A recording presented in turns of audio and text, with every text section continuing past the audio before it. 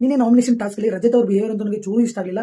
ಯಾಕಂತ ಹೇಳಿದ್ರೆ ಇನ್ನೊಬ್ಬರಿಗೆ ಏಕವಚನದಲ್ಲಿ ಮಾತಾಡೋದಾಗಿರ್ಬೋದು, ಸಡೆ ಅನ್ನೋದಾಗಿರ್ಬೋದು, ನಾಲ್ಗೆ ಕಚ್ಚಿ ಮಾತಾಡೋದಾಗಿರ್ಬೋದು ನನಗೆ ಇಷ್ಟ ಆಗಲಿಲ್ಲ. ಬಿಗ್ ಬಾಸ್ ಸೀಸನ್ ಅಲ್ಲಿ ನೋಡಿದಂತ ರಜತ್ ಅವ್ರ ವೈಬೇ ಬೇರೆ, ಬಟ್ ಬಿಗ್ ಬಾಸ್ ಸೀಸನ್ 12 ಅಲ್ಲಿ ಇರುವಂತಹ ರಜತ್ ಅವರೇ ಬೇರೆ. ಸೊ ಅವಾಗ ಅವ್ರು ಕೊಡ್ತಕ್ಕಂಥ ರೀಸನ್ಸ್ ಗಳಾಗಿರ್ಬೋದು, ಮಾತಾಡುವಂತ ರೀತಿ ಆಗಿರ್ಬೋದು ಚೆನ್ನಾಗಿತ್ತು.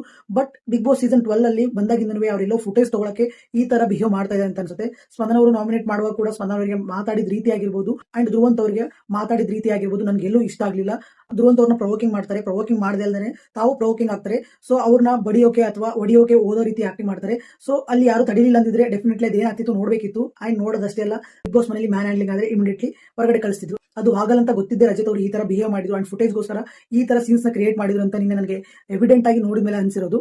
ಅಂಡ್ ಈ ವಿಚಾರ ಅಂತ ಅಷ್ಟೇ ಅಲ್ಲ, ಅಶ್ವಿನ್ ಅವ್ರ ವಿಚಾರದಲ್ಲಿ ಕೂಡ ಇವ್ರು ಮಾಡಿದ್ದು ತಪ್ಪು ಅಂತ ಹೇಳ್ತೀನಿ. ಅಂಡ್ ಅಶ್ವಿನ್ ಅವ್ರದ್ದು ಕೂಡ ತಪ್ಪಿಲ್ಲ ಅಂತ ಹೇಳ್ತಿಲ್ಲ. ಸೊ ಅವ್ರದ್ದು ಕೂಡ ತಪ್ಪಿದೆ. ಬಟ್ ಇವರು ನೀರಿಗೆ ತಳ್ಳುವಾಗ ಅದು ಒಂದು ಫೋರ್ಸ್ ಇರುತ್ತೆ. ಬಟ್ ಆ ಒಂದು ಫೋರ್ಸ್ ನ ಮಿತಿ ಮೀರಿ ಇವರು ಅಶ್ವಿನ್ ಅವ್ರನ್ನ ಪುಷ್ ಮಾಡಿದ್ರು ಸ್ವಿಮ್ಮಿಂಗ್ ಪೂಲ್ ಅಲ್ಲಿ ಅಂತ ನನ್ಗೆ ಅನಿಸ್ತು. ಆ ಒಂದು ಸಿಟಿಗೆ ಅಶ್ವಿನ್ ಅವರು ಏಕವಚನದಲ್ಲಿ ರಜತ್ ಅವರಿಗೆ ಮಾತಾಡಿದ್ರು. ಸೊ ಅವ್ರದ್ದು ಕೂಡ ತಪ್ಪೇ. ಅಂಡ್ ಇಷ್ಟೆಲ್ಲ ಸೂರಜ್ ಅವರು ಕೂಡ ರಜತ್ ಅವ್ರನ್ನ ನಾಮಿನೇಟ್ ಮಾಡಿದಾಗ ರೀಸನ್ಸ್ ಕೊಡುವಾಗ ನೀನ್ ಏನ್ ಮಾಡ್ತಾ ಇದೀಯ ಅಂತ ಸೂರಜ್ ಅವರು ಕ್ವಶನ್ಸ್ ಹಾಕಿ ರೊಮ್ಯಾನ್ಸ್ ಬೇರೆಯವ್ರ ಜೊತೆ ರೊಮ್ಯಾನ್ಸ್ ಮಾಡ್ತಿದೀಯ ಅಂತ ಆತರ ಮಾತಾಡ್ತಾರೆ. ಸೊ ಅವರು ಫಿಕ್ಸ್ ಆಗ್ಬಿಟ್ಟಿದ್ದಾರೆ ಮೈಂಡ್ ಅಲ್ಲಿ, ಇನ್ನೊಬ್ಬರಿಗೆ ಟಾರ್ಗೆಟ್ ಮಾಡಬೇಕು, ಇನ್ನೊಬ್ಬರಿಗೆ ಟ್ರಿಗರ್ ಮಾಡಿ ಮಾತಾಡಿದ್ರೆ ಬಿಗ್ ಬಾಸ್ ಮನೆಯಲ್ಲಿ ಉಳ್ಕೊಳ್ಳೋದು ಅಂತ ಅನ್ಕೊಂಡ್ಬಿಟ್ಟಿದ್ದಾರೆ. ಓವರ್ ಆಲ್ ನೋಡಿದಾಗ ರಜತ್ ಅವ್ರನ್ನ ಯಾರು ನಾಮಿನೇಟ್ ಮಾಡಿದ್ರು, ಸೊ ಅವರೆಲ್ಲರಿಗೂ ರಜತ್ ಅವರು ಟ್ರಿಗರ್ ಮಾಡಿ ಮಾತಾಡಿದ್ದಾರೆ ಅಂತ ನನ್ಗನ್ಸುತ್ತೆ. ಅಂಡ್ ಇಷ್ಟೆಲ್ಲ ಗಿಲ್ಲಿ ಅವರು ನಾಮಿನೇಟ್ ಮಾಡಿದಾಗ ಎಷ್ಟು ಸಿಲ್ಲಿಯಾಗಿ ತಗೊಂಡ್ರು ಅಷ್ಟು ಸಿಲ್ಲಿಯಾಗಿ ತಗೊಳ್ಬೋದಿತ್ತು.